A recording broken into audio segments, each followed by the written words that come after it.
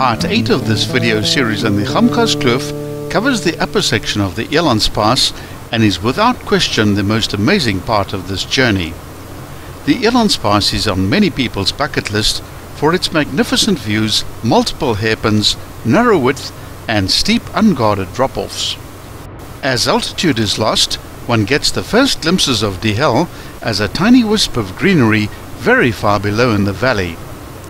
When you get to the 33.5 kilometer mark, the road drops down into a tight S-bend towards the left.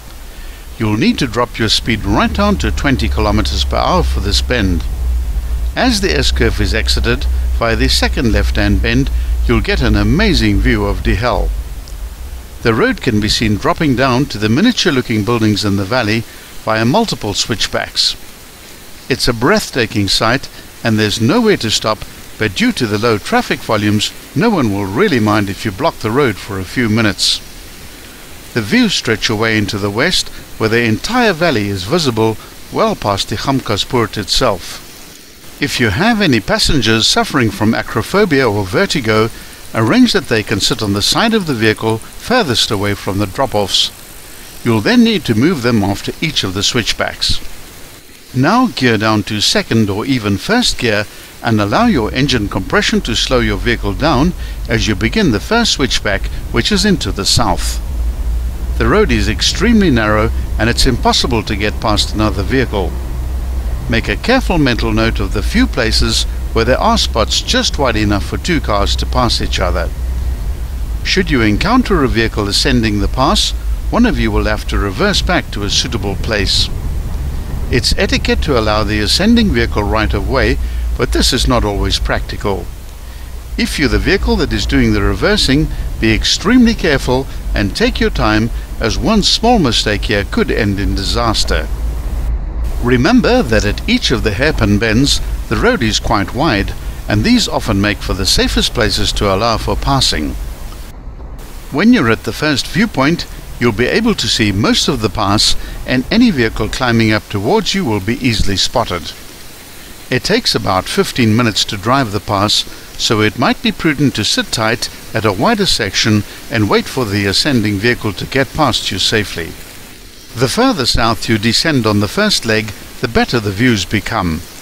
This section has 12 bends along its length, but none of them are very sharp. The driver needs to concentrate 100% on the road ahead and not allow the views to be too distracting. Just before the first hairpin, there's a short concrete strip section. This is probably the best angle to take a photograph of the rest of the pass. The first hairpin appears at the 34.3 kilometer mark, and bigger SUVs and double cab buckies might need to go into full lock here to make it through this turn. Take it very slowly, and just in case your vehicle can't make the turn, don't take any risks and rather do a 3-point turn to safely negotiate this bend if you're in any doubt. Your views are now on the left-hand side, allowing your passengers to see Die Hel in all its grandeur. With the heading now into the north and the roadway that you've just descended being directly above you, the road follows the contours of the mountainside. A section is passed where there are wired cages of packed rocks stacked on the right-hand side, which helps prevent landslides over the roadway. The scree can be seen all the way up to the next level of the road and has obviously caused some problems in the past. This north running section is once again extremely narrow, so stay focused. Along this section there are 10 bends to negotiate, but due to the low speed you'll be traveling, none of them should present any problems.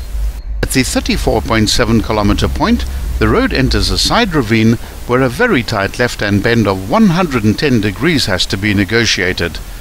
There's a narrow concrete bridge over the stream with a drop side marked by tall chevron boards.